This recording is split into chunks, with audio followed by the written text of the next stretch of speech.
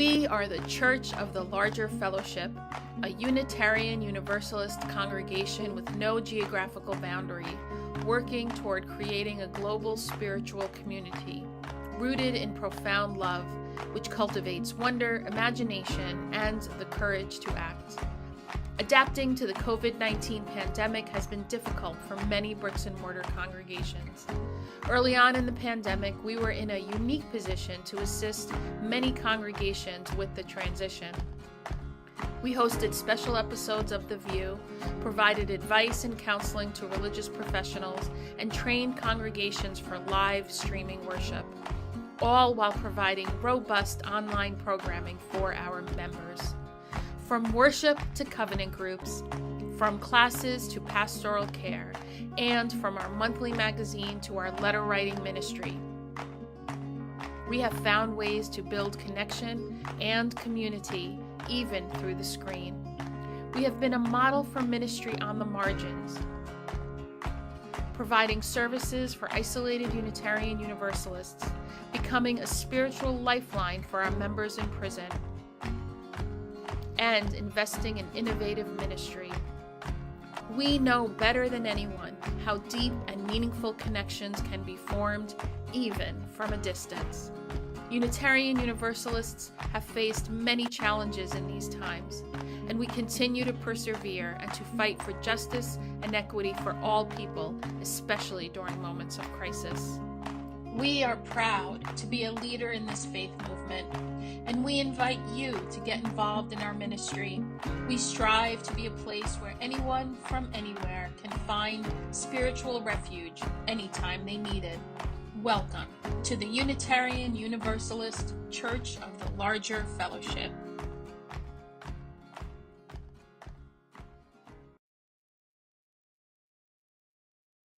We are so excited to bring you an all-new episode of The VUU.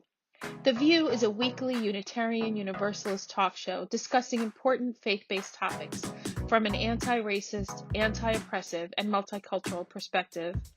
Every Thursday for the past 7 years, we have welcomed guests from every corner of the world.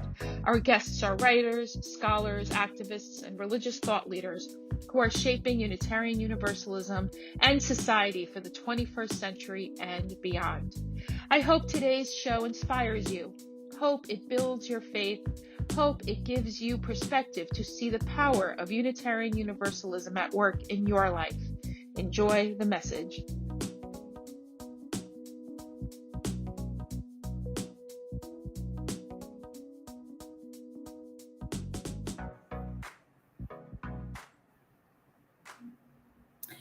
Bienvenidos, beloveds. Welcome to another episode of the Church of the Larger Fellowship's VUU, Voices of Unitarian Universalism. I'm Christina Rivera, she, her pronouns. I'm coming to you from my beautiful ancestral homeland of Borinquen, also known as Puerto Rico, where it is just gorgeous outside today. Yesterday was very overcast and cloudy and white caps and waves and all of that kind of thing. But today it's hot, but beautiful.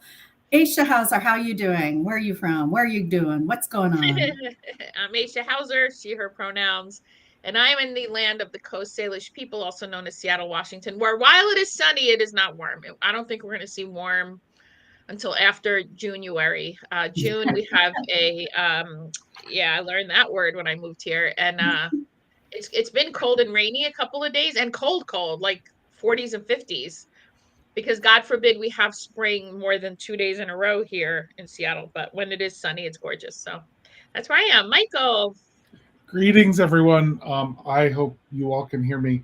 I am the Reverend Dr. Michael Tino. I'm the third of our lead ministry team here at the Church of the Larger Fellowship, and I am joining you from Peekskill, New York, the land of the Kitchewan and Wappinger nations, about 35 miles north of New York City, where it is a rainy, cool spring day, and rain at this time of year is a welcome thing, because it washes the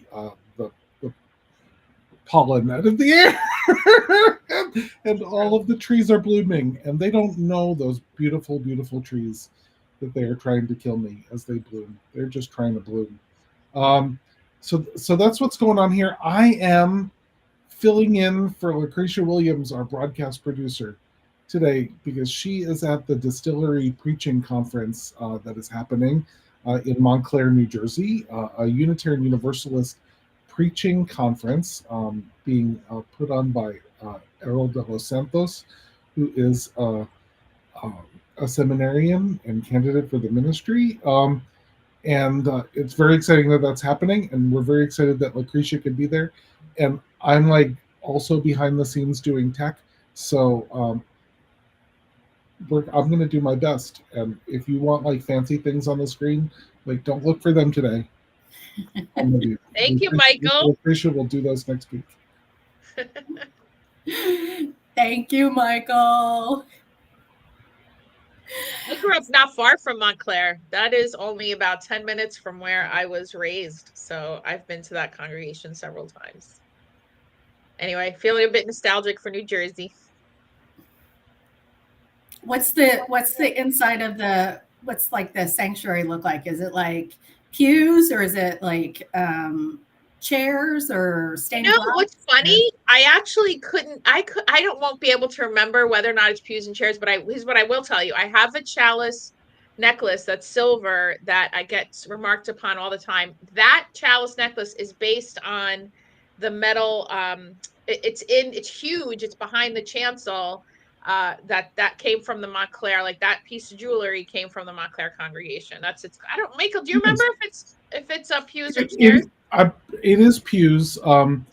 If you remember our intro video that just played a moment ago, Montclair is where Ali Bell was ordained. Yes, So there's actually a scene of the inside of the sanctuary where I am putting a stole on Ali, and that is the Montclair Unitarian Universalist Congregation Sanctuary. Oh, speaking of upcoming ordinations of CLF Learning Fellows, shout out to the soon-to-be Reverend Jakaran Olaoya. Woohoo! If I had my confetti nearby, I still am unpacking. I don't know where it is. Who was invited into preliminary fellowship by the Ministerial Fellowship Committee, and will be having her ordination early June-ish. So very exciting and well-deserved, and just so good for our faith. And yeah. And I have booked my tickets already to be there. So nice. Yeah, and a lot of announcements the last couple of weeks of ministerial placements, including, and now I'm going to say her name and forget where she's going, former President Susan Prentice Gray. I don't remember where. It's going to Indiana. Yes. Yep. And former CLF Prison Ministry Learning Fellow Jennifer Johnson is the candidate in Concord, Massachusetts. So we're excited. Speaking of our former learning fellows, so that's exciting. It's really exciting to see where the learning fellow. We should have a former learning fellow view. We absolutely should. Just see what our former learning fellows are up to and doing, because, I mean, I know everybody thinks that their interns are like the bomb, but the CLF learning fellow cohort is pretty remarkable. When you see what so many of our previous learning fellows are up to in Unitarian Universalism, I mean, it's a cast of just really faithful, you know, that phrase, good and true servant, is just definitely made for the CLF learning fellows and what they go on to do. It's remarkable. Yeah, I think that's a great idea. So if you're joining us on Facebook or YouTube, please participate in the conversation through the chat, and we will. I think I can read the chat and get it onto the screen for us. Somebody out there shoot us a message so Michael can feel the tech love. So last weekend, was it? I don't know which day of the weekend, but all of us woke up to learning that Iran retaliated, and it definitely for like a couple hours, and sent drones and missiles to Israel, because Israel first bombed the consulate in Syria, the Iranian consulate, killing, I want to say, 16 people. Anyway, I had a couple hours of, this might be maybe the end. Like, these folks clearly are, many are maniacal who are in power, have nuclear weapons. Putin has already said it's inevitable. So I'm kind of like, this is a moment for the spirituals, even if we don't believe in heaven or hell. Hi from Cedar Park, Texas, Christine. And I'm just kind of pontificating here, like existentially, this moment in time where it's like, we sending all the love to Michael and Tech, but Christy Lunsford. Yes, yay. So anyway, I'm just wanting to pontificate about. And then I kind of didn't get as freaked out as I thought I would. I mean, I did for a minute. My kids are far from me, and I would love to be a little closer to them, to be like, hey. I mean, I did call each of them. Not. I didn't call and say, hey, might be the end of the world. Love you. It's just a regular I love you call. Because why freak the young ones out? They're Right. Why more than they are. So anyway, I mean, anybody else have a moment? My weekly message, which will soon go out.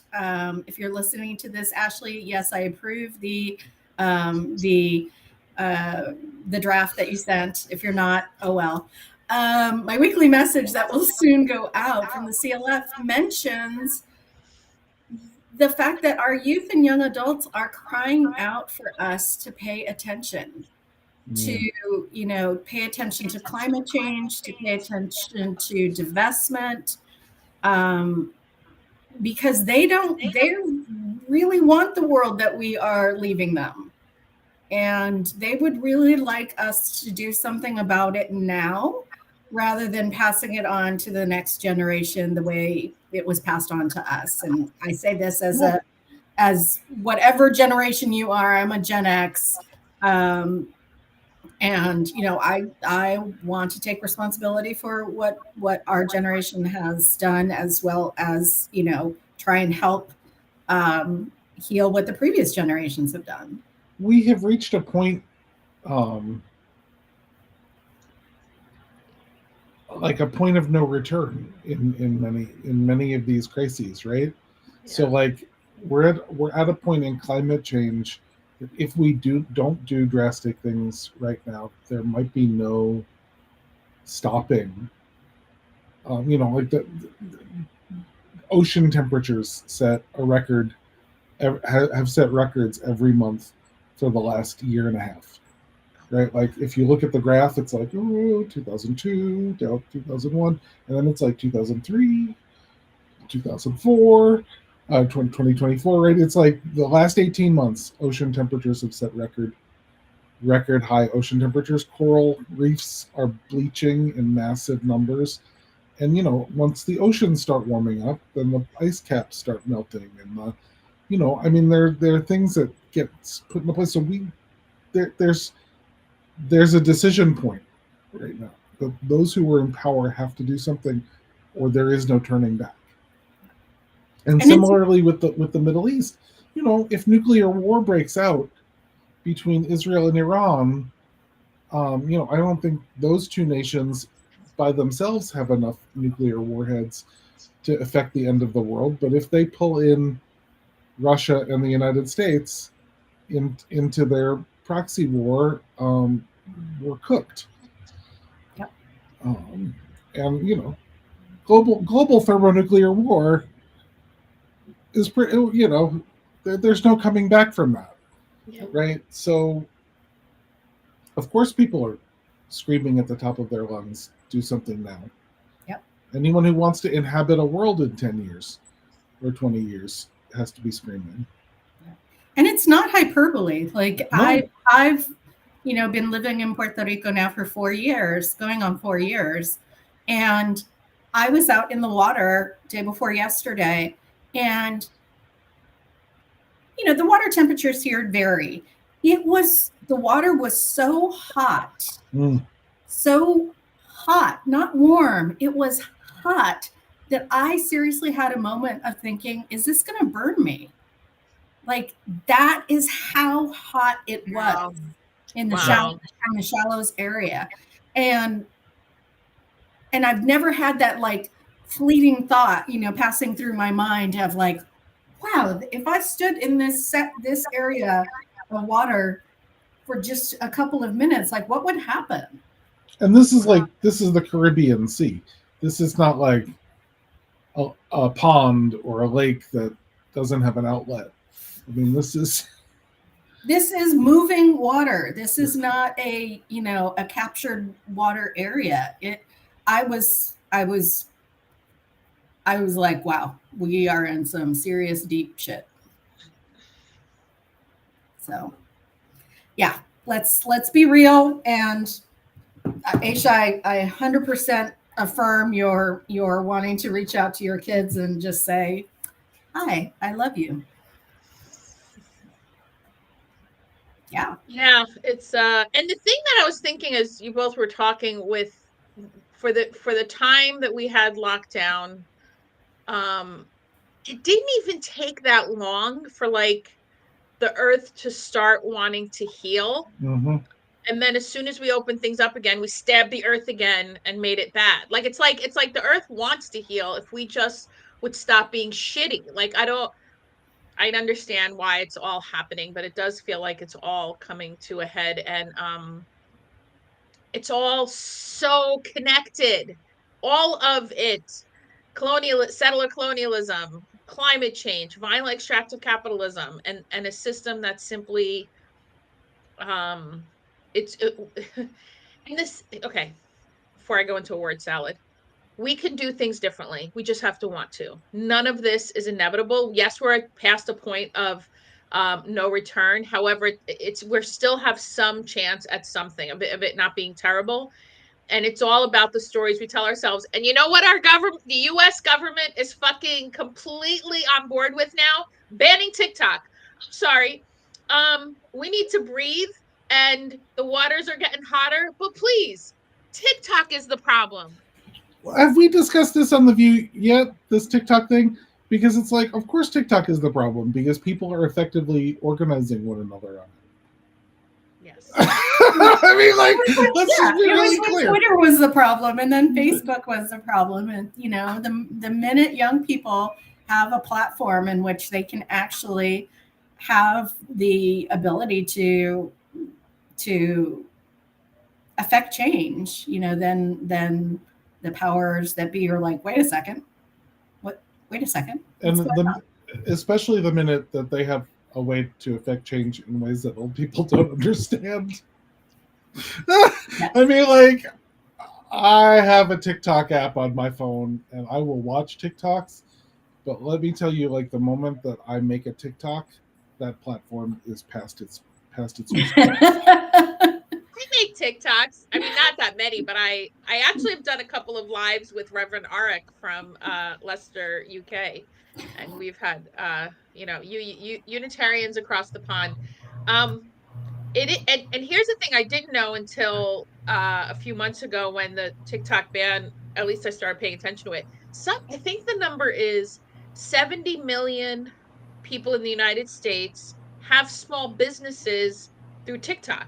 Yeah. So I was like, this, yes, it's absolutely an organizing tool. And there are people who've left their careers because they've been able to, whatever it is they offer, have been able to thrive and make a living off of TikTok. And I mean, I guess the question I have is, do the folks in Congress, clearly who are not in touch with so much, not understand like 70 million people losing their livelihoods, the impact of that? Like this, I mean, I don't know. I'm like, who's giving them the briefs? I don't know. I feel like there's going to be unintended consequences. To me, that makes it a threat to capitalism. If people are able to say, I don't need to work for minimum wage at your exploitative, restaurant or whatever, and let you abuse me so I can pay my rent, because I can make enough money to pay my rent on TikTok, right? So they need the workforce. Wow, that's even more sinister than I thought. So the people who are voting on it are on the side of the people who want cheap labor. Mm-hmm. TikTok will not be sold to an American entity. Let me tell you, the Chinese company already said, y'all can go fuck yourselves. There's no world that we're selling TikTok to an American company, because what precedent would that set? So Right. China is absolutely not to go. Just everyone needs to get that out of their head. They will not, and they shouldn't, because guess what? The United States is not the only country that uses TikTok. It is globally an incredibly popular app. I'm not going to say they don't need America, because they do, but they sure as shit not going to give in to the U.S. In what fucking world? It's not going to happen. So it's not. The China will not sell, or is it ByteDancer? They will not sell to anyone in the United States. That's not going to happen. They've already said that. Like, nope. So they already tried that once during the pandemic, when TikTok hit. They were like, "Oh, we're gonna ban this. We're gonna outlaw it," and people are like, "No." It's just, yeah. We like to think we're the center of the universe here in the U.S., but really we're not. So yeah, it's a thing. Talon Heath Saunders. Yay! We revitalize your spiritual revolutionary optimism. We're doing here what we can, because joy is an act of resistance. And if we can find joy together in this community and where we can get it, please do, because holy shit. Absolutely. So speaking of joy, because I realize we haven't talked about this since you're back, Chris. There was some Unitarian Universalism happening on the Star Trek cruise, I understand. Speaking of joy, of just pure unadulterated joy. So some of you know that, or may not know, that I'm a huge Star Trek nerd fan. I'm a sci-fi nerd fan. Star Trek being my first entry foray into sci-fi. And so for the past 3 years, I've been honored and privileged to save up all my money to treat myself, my once-a-year thing, to go on a cruise that is dedicated to Star Trek. So what they do is there's this charter company that actually buys out an entire Royal Caribbean cruise ship. And then sells tickets to this cruise. So it's like a sci-fi, it's a Star Trek con, but it's on the cruise ship.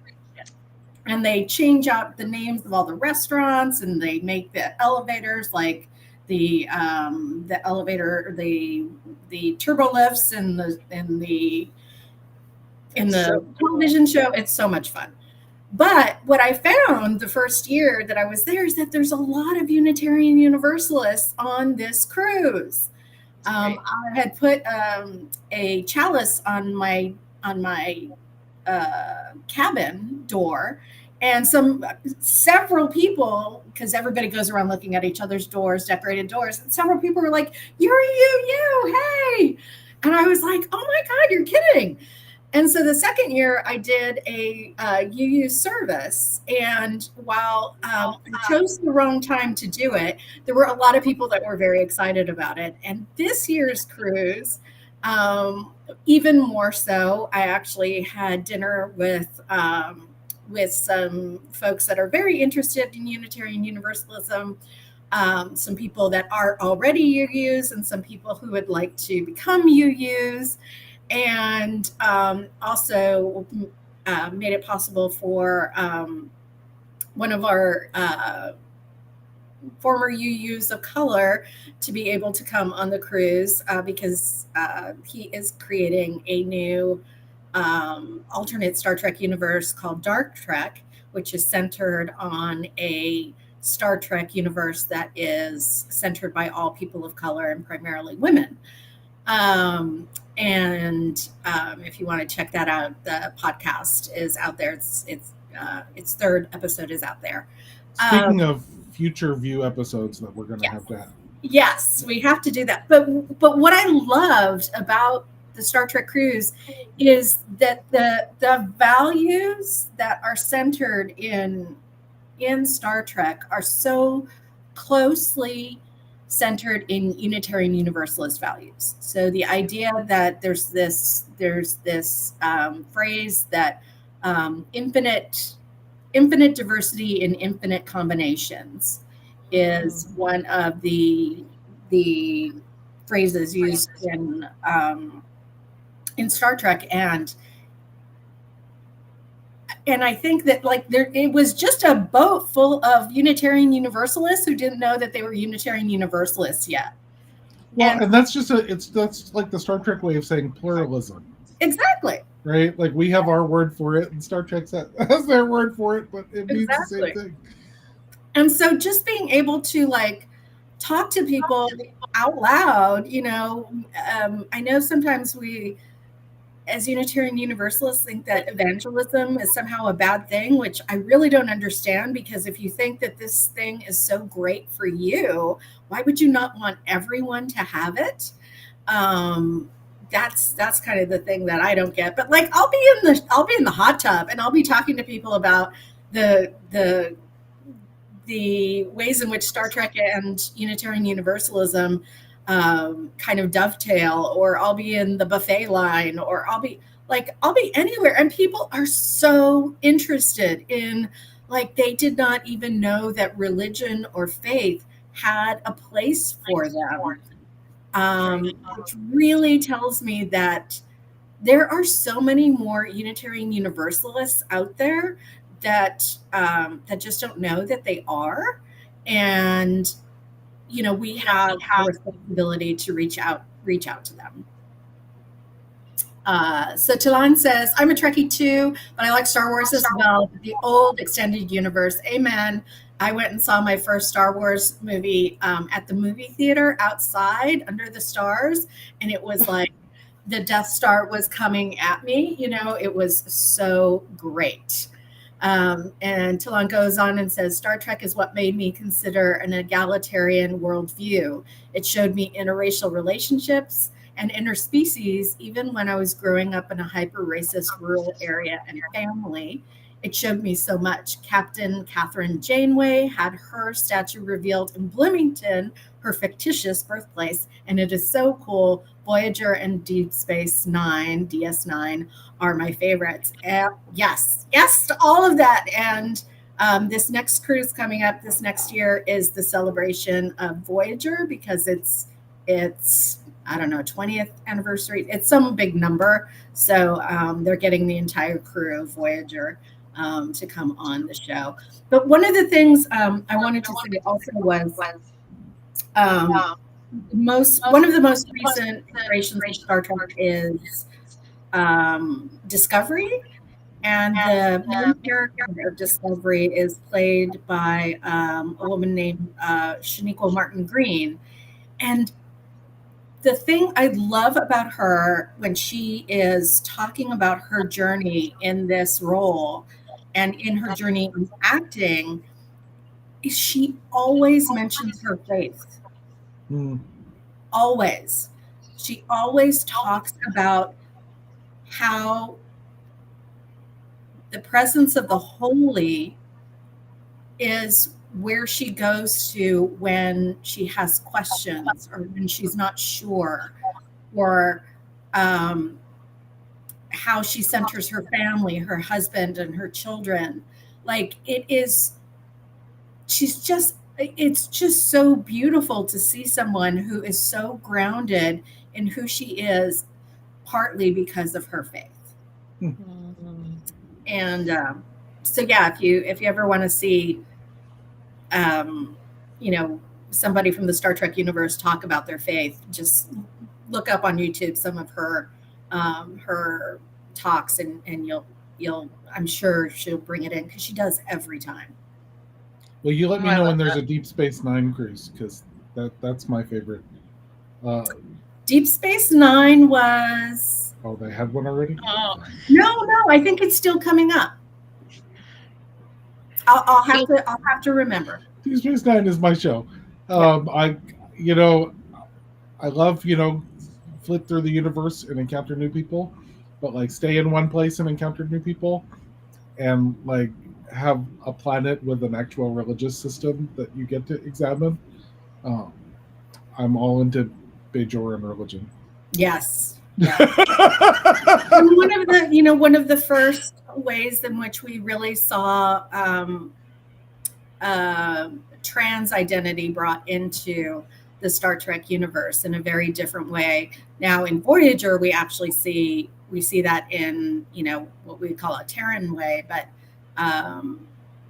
the idea that a person can change and evolve throughout their life, and that is a wholly accepted and expected part of their existence.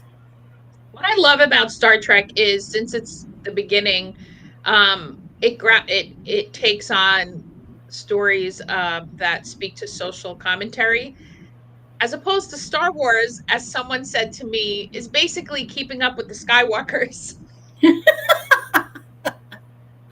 Well, So it was perfect. Star Wars only does not take on social commentary if you don't realize that we are the Empire. Right? Once you realize that we are the Empire, very good point. because you want to see yourself as the resistance, but at least Americans, we are the Empire. Yeah. And like once that makes sense, and you're like, oh shit. And every president we had has been Darth Vader. Every single president we've had has been Darth fucking Vader. Yep. Darth something. Vanessa says, "Good day, beloveds. Love the concept of Star Trek. I've watched its development from the start. So glad to see it growing." Yes, it's amazing. It's the 3rd episode just launched. There's a featurette. And once we get the 5th episode launched, it'll be available in all of your podcast venues. You have to have 5 podcasts before you can get it onto podcast platforms. So we're very, very close to having our 5th podcast available, and then it'll be everywhere. So that's exciting. Yes. So I thought that was our moment of joy. It is. Also, speaking of moments of joy, you are just coming out of Finding Our Way Home, our religious retreat for Unitarian Universalist religious professionals of color. And I assume that was filled with moments of joy. It was filled with a lot of joy. And I almost wrote about it for this week's newsletter, and I'm not ready to yet. Like, it was so remarkable and so just tender and beautiful and filled with, the rubs, the friction points that are always there. But also just, it was a very different Finding Our Way Home retreat in that we tried to, as much as we can within the space of a week, we really tried to deeply engage with what it means to continue to be colonized in the United States, right? Because we are, and yet we don't see it that way.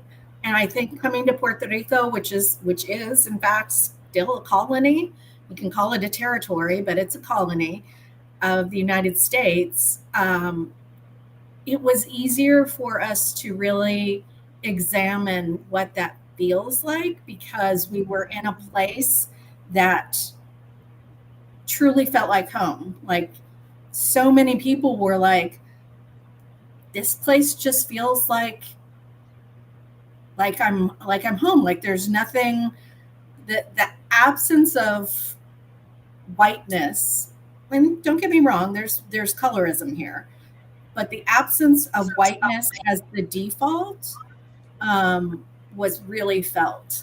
And I think that's the part that I'm still like, I need to write about it and think about it more. But for me at least,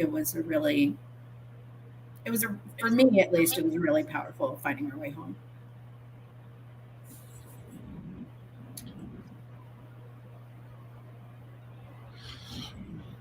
So what else is going on, folks?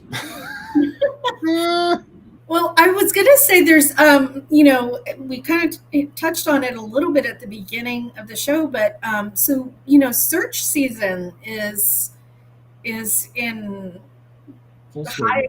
Yeah, it's like we're getting all the notices. All of the notices are starting to pop in, both about, congregational communities who are looking for a settled minister, and coming with that is also some of the announcements of congregations who will be bidding farewell to their settled ministers. And so I think there's, it's always interesting to think about that balance, right? Mhm. That very often one congregation being in celebration means another congregation is going to start a process of grief. Mhm. And there's this. I want to just say there's like this weirdness about the whole system that like I don't know exactly how to say this. I'm trying to find the right words. Right. So if you ever hear the word failed search, and I put that in big scare quotes on purpose, that is such a horrible, horrible phrase. Right? Because what it means is we did not find the right match for us. Yeah. Right? And the goal of a search should not be to get a minister at any cost. Yes. To get whoever is willing to come for whatever you're willing to pay them. That should not be the goal. The goal should be to actually make a match based on the skills and gifts of ministers and the needs and passions of congregations. Right? That should be the goal. And if that match is not made, congregations and ministers both shouldn't settle. Yeah. You shouldn't say, well, they're not really right for me, but I'll try it. And I understand there's pressure financially on those of us who require incomes to eat and live. And there are a lot of jobs out there that can be 1 and 2 year jobs. And I know that not everyone is super mobile, and that's a reality. Some people can move, some people can't. And I think we need to re-examine what the goals are of this.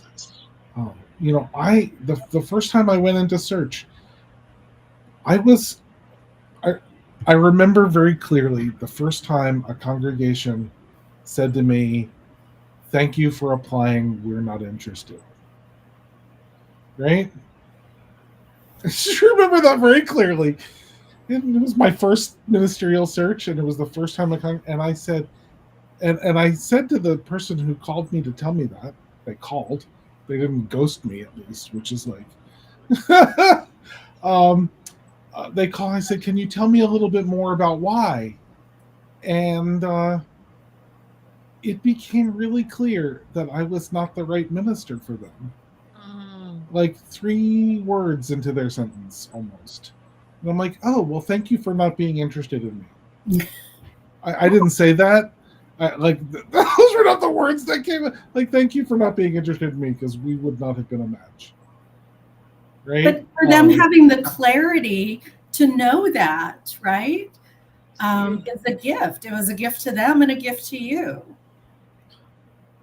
Absolutely. And and so I had to reorient my brain as someone looking for a job, and following my call into parish ministry.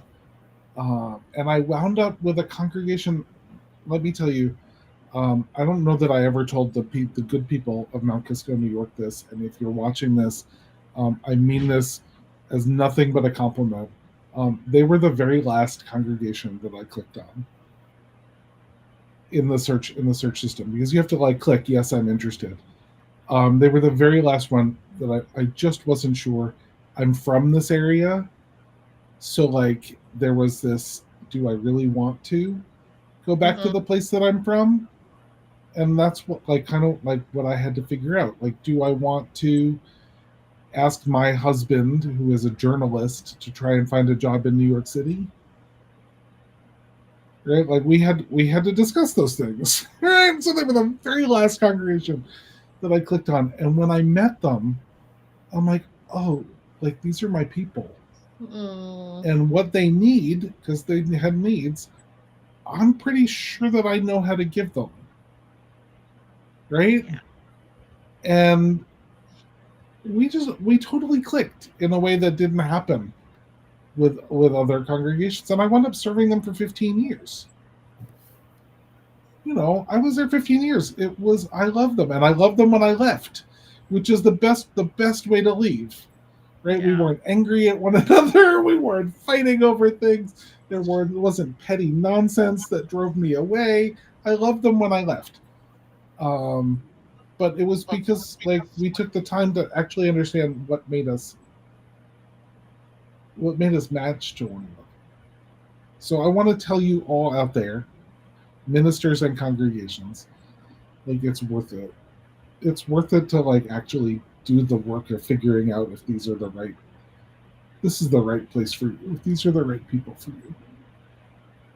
And if you don't get someone in round 1, there's round 2, there's interims, there are consulting ministers. There are a lot of wonderful people who are willing to sign a 1-year contract. How come they don't have it like I've always been puzzled by, to be fair, I'm going to ask this, no, I haven't really investigated why, but like, okay, religious educators. Mm-hmm. We need a DRE, please apply. Why isn't it the same with ministers? I mean, it feels like this whole like shrouded in, or is the gatekeeping who can apply? Like congregations, I imagine, can just say, like the CLF did. Somebody mentioned the request for proposals process of the CLF, which is how 3 of us got called. But I'm curious why congregations don't just say, we're looking, here's how to apply. And this whole portal, not portal, I don't understand why not just have it be open. There is some gatekeeping because you have to be in right relationship with our association, that is in ministerial fellowship and having, in good standing to go into search to actually click on a job for settled ministry. But more and more congregations seeking contract ministers are saying that, and CLF broke the box. Right? CLF like threw out the box and and like built a new container with an open lid, and said, "You tell us what kind of ministry you want to bring to us," and people did that, and we did certainly. Yeah, and it was interesting that we had the idea to apply as a team while they were writing an RFP that was going to invite individuals and teams without knowing that. Like we were waiting for the RFP to come out so we could see how we needed to tailor our application to an RFP that we had assumed would probably just invite a single lead minister to succeed Meg as a single lead minister. And out comes this RFP that actually invites individuals or teams to apply. So, it to me, it even more said the way we wanted to approach this was the way that CLF was looking for, to Michael's point of, getting to know whether or not what kind of ministry you want to be approaching is what the congregation that you want to potentially partner with is looking for. So that was definitely, in my opinion, the universe working together.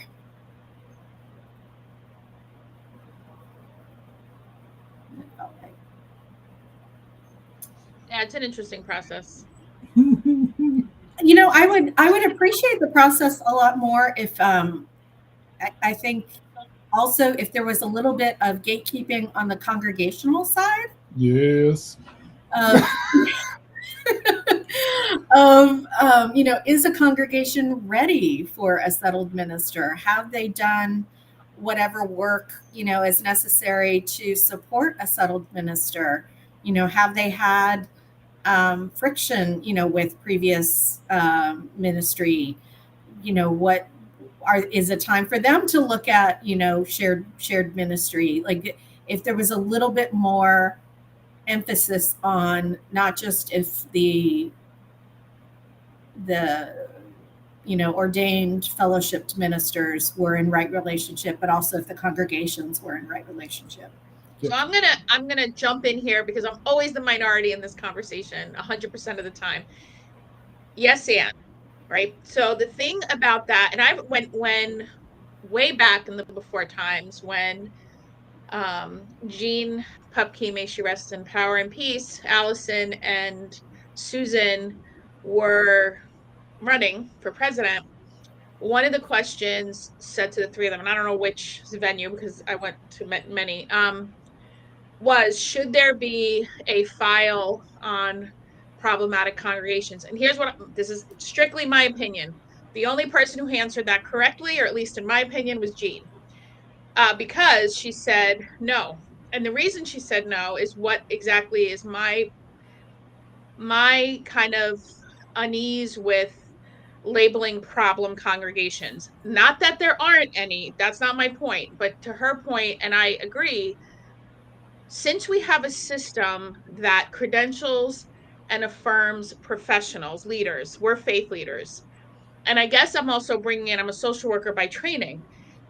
If we have a system that says, here are people who are trained to lead any given congregation or chaplaincy or system, but we're talking now about congregations, where in our, I'll go from 1961, since the merger, where in our system have we had enough healthy leaders who haven't harmed congregations? And because a lot of these congregations that are super problematic have had a legacy of some kind of misconduct. Mm-hmm. So then that congregation spends the rest of its history protecting itself from a problematic minister. A minister gets hurt by a congregation, they spend the rest of their career. So where in our system have we made, and I said this to the institute when they gathered us for the book, the big one, widening the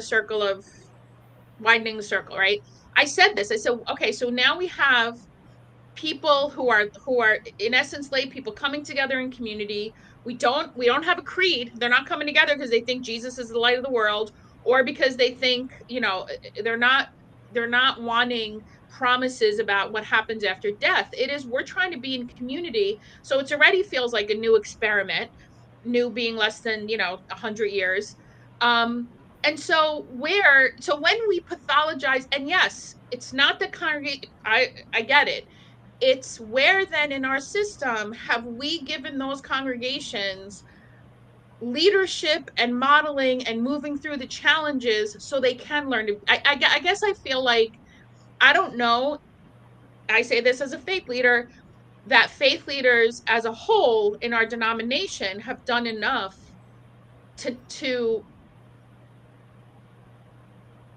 you don't want to, I mean, this isn't about blaming. It's more like it's a systemic thing. I just, here's what I think. I don't think labeling or saying to congregations, you are so badly behaved. It's more like, okay, there hasn't been an opportunity for this congregation to have healthy leadership in a way that models how to be in community. That's what I'm trying to say. I'm going to stop my word salad. So the question needs to be, how do we get that congregation the healthy leadership that they need, right, in order to do the work they need to do and move forward?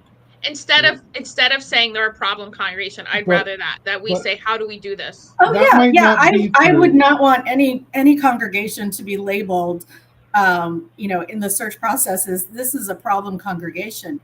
I would want more transparency on, this is a congregation that has really been encouraged to take an interim or take a developmental minister and has decided not to take that advice and has gone into the search process anyways, which I think is is not always, the full transparency that we see. So, for example, if a minister has a negotiated settlement or a rough ending to their ministry, and it is known, they get put into a review process, and they have to reflect on what happened in that time, and do that with congregational life staff. They reflect on it. Sometimes they write an essay, whatever it is. What was their role in it? What was the congregation's role in it? And once they've done that reflection, then they're cleared to go into search. But until they've done that reflection, they're put on hold, right? And the congregation that they left can just go right back into search, right? The congregation needs that too. The congregation needs the reflection time too. And the congregation needs, right now, we've moved away from a system where even interim ministers have specialties in terms of what kinds of interim ministries they do. I mean, maybe there's a minister who specializes in coming in after conflict and helping people, or helping a congregation deal with conflict. Certainly there are ministers whose specialty would be dealing with congregations that have had ministerial misconduct in their past. We call them after pastor congregations. Christy is right to say there's a Hope for Us team now, who they do conflict work with our congregations, and they're a great team, but they're still not I don't know, there's not really a system in place to say, here's what you need, right? Here, hey congregation, here's what you need now. And maybe it's not a settled minister with unlimited term. I mean, yes, I think having been at a congregation when I was at the brick and mortar for 7 years, and there were 4 ministers. That one of them, the developmental one, was deeply problematic, and they were told by the and they are okay. I don't want to talk about that. What I want to say is there's a to your point, Michael. I appreciate where's the reflection time, the reflection opportunity for congregations, and I think I think having something like that is deeply pastoral rather than blaming is a place to start. I think that's an excellent idea, because I don't think that's happening right now. And when kind of to Rob Spurko said, some congregations are so distrustful of the UUA that it would be hard to get them to take that advice or accept a good leader because health looks like wokeness or whatever to them. Very good point, right? Yes, there's definitely, we're not in a vacuum. There is the impact of the wider political system on our congregations and our people. And I think at least having some kind of pastoral response to this is a very challenging situation that hurt a lot of people, and you all are hurting too, because sometimes people who are aggressive in situations of congregations are feeling like they don't have a place to be. This is their community, right? Anyway, I agree with you. I like that idea of what would it look like for a congregation to be pastored to, and what does self-reflection look like for them as well? Yeah, I mean, so there could be lessons learned for a lot of. It has to be relational. It has to be relational. Right. Yeah. Exactly. And right now, I think what Chris was trying to point out is we give congregations kind of a pass because we have this system of polity that we misunderstand. Right. Yeah. We both misunderstand and intentionally misunderstand. Yes. So I'm on my congregational polity tour of congregations right now. I've updated it, and I'm taking it on the road because that's one of the tools that gets used most often, both misunderstood and sometimes intentionally misunderstood. And Rob Spurko asks, is this a place where neighbor congregations can help? And yeah, that's exactly what's supposed to happen. Exactly. That's what congregational polity is actually supposed to be. It's exactly what's supposed to happen. You're supposed to be in relationship with your neighbor, your neighboring congregations or congregations in the association, and accountable to those congregations. It's not just that we get to decide that we want to do whatever it is that we want to do in a vacuum. Yes, it's that that newfangled Cambridge platform from what is it, 1868? 1648. 1648. I'm dyslexic. That's all right. And it is a thing. And God, if only we could actually, 400 years later or so, actually do that. Like somebody was like, we need a new Cambridge platform. I'm like, can we just do the one that we have? Because we're not even doing that one right yet. I'm just saying. Oh. So anyways, we are almost at time. Here is yet another episode of Voices of Unitarian Universalism, talking about all the things. One of the only places in UU that weekly takes a look at all of the issues, both within Unitarian Universalism and worldwide view, through the lens of Unitarian Universalism. And we're so grateful to be able to do this and to do this with you all, because otherwise it would just be the three of us talking to each other.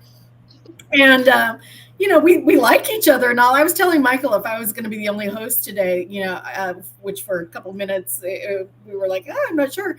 I'm cute and everything, but I really don't think people want to hear me talking to myself for an hour. So I really appreciate everybody who's in the chat, who are our co-hosts, Aisha and Michael, for making this another great hour, because without all of you, we couldn't do it. So thank you all for being there. See you next week. All right, let's see if I can do this outro. You can do it. You can do it. I believe in you. Can I do it? Sure. Or we could just say bye.